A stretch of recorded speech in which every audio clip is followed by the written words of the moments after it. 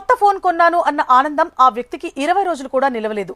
Bajaj finance ద్వారా దాదాపు 1,50,000 విలువైన ఐఫోన్ 17 ప్రో మ్యాక్స్ కొనుగోలు చేశాడు ఢిల్లీకి చెందిన ఒక బాధితుడు. ఇప్పుడు ఫోన్ లేకపోయినా ప్రతి నెల 12,000 ఈఎంఐ కడుతూ లబోదిబోమంటున్నాడు. అసలు ఇన్సూరెన్స్ ఉంది కదా అని ధీమాగా ఉన్న అతనికి తీరా ఫోన్ పోయాక తెలిసింది తాను మోసపోయానని. అసలేం జరిగింది? జనవరి 16, 2026న యువకుడు బజాజ్ స్టోర్లో ఫోన్ కొన్నాడు. చేతిలో మొత్తం డబ్బు లేక 40,000 రూపాయల డౌన్ పేమెంట్ చేసి మిగిలిన దానికి ఈఎంఐ ఆప్షన్ ఎంచుకున్నాడు. ఈ క్రమంలోనే ఫోన్ ఇన్సూరెన్స్ కోసం 13,000 రూపాయల డబ్బు కూడా చెల్లించాడు. అయితే తన మామగారి అంత్యక్రియల ఊరేగింపులో ఉండగా ఫోన్ చోరీకి గురైంది. ఇన్సూరెన్స్ ఉంది కదా అని ధైర్యంగా యాపిల్ కేర్, బజాజ్ కేర్లకు ఫోన్ చేయగా అసలు తన ఫోన్ పేరు మీద ఎలాంటి ఇన్సూరెన్స్ పాలసీ రిజిస్టర్ కాలేదని తెలిసి ఒక్కసారిగా షాక్ కి గురయ్యాడు.